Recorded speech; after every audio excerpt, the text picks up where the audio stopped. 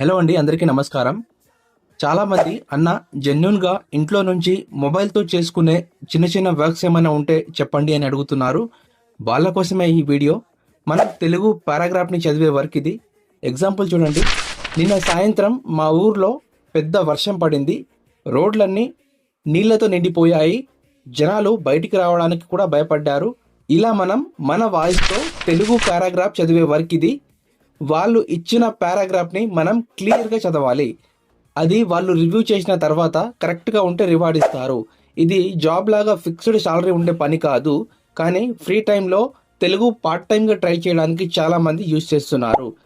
చూడండి, ముందుగా ఈ వెబ్సైట్ ఓపెన్ చేయండి. నేను డిస్క్రిప్షన్లో లింక్ ఇస్తాను.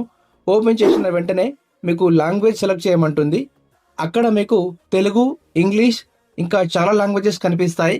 కానీ ఫస్ట్ టైం యూజ్ చేస్తున్న వాళ్ళు ఇంగ్లీష్ సెలెక్ట్ చేస్తే ఆప్షన్స్ అన్ని ఈజీగా అర్థం అవుతాయి. తెలుగు పెట్టుకుంటే మొత్తం యాప్ తెలుగులోకి కన్వర్ట్ అవుతుంది. ఎవరికైతే ఏది ఈజీగా ఉంటుందో ఆ లాంగ్వేజ్ పెట్టుకోవచ్చు. లాంగ్వేజ్ సెలెక్ట్ చేసిన తర్వాత నెక్స్ట్ని క్లిక్ చేయండి. తర్వాత గెట్ స్టార్టెడ్ అని వస్తుంది. అక్కడ మన డీటెయిల్స్ అడుగుతారు. మీ full name, birth year, gender ఇలా ఫిల్ చేయాలి. స్టూడెంట్ అయితే స్టూడెంట్ అని పెట్టండి. హౌస్ వైఫ్ అయితే హౌస్ వైఫ్ అని పెట్టుకోవచ్చు. తర్వాత నేషనాలిటీ, స్టేట్ సెలెక్ట్ చేయాలి. మనం ఇండియా పెట్టి మన స్టేట్ని సెలెక్ట్ చేసి కంటిన్యూని క్లిక్ చేయండి. తర్వాత కొన్ని పర్మిషన్స్ అడుగుతుంది, వాటిని అలౌ చేయండి.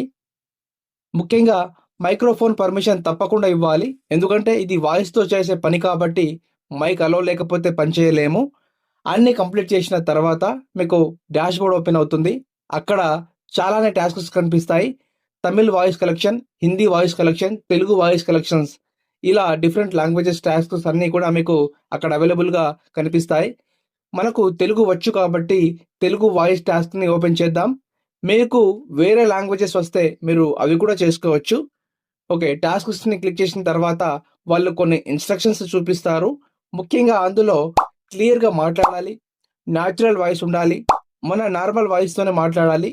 ఏఐ వాయిస్, ఎడిటింగ్ చేసిన వాయిస్, ఫేక్ వాయిసెస్ ఇవి యాక్సెప్ట్ చేయము అనేది ఇన్స్ట్రక్షన్స్లో వాళ్ళు మెన్షన్ చేస్తారు.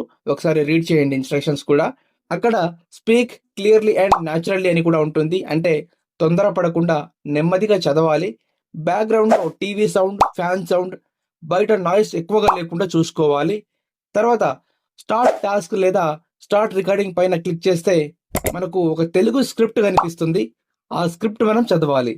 చదివేటప్పుడు స్పెల్లింగ్ కాకుండా, వర్డ్ కాకుండా నార్మల్గా మనం స్టోరీ ఎలా అయితే చెప్తామో అలా చదవాలి. ఉదాహరణకి మీకు ఇంతకుముందు చెప్పినట్టు, నిన్న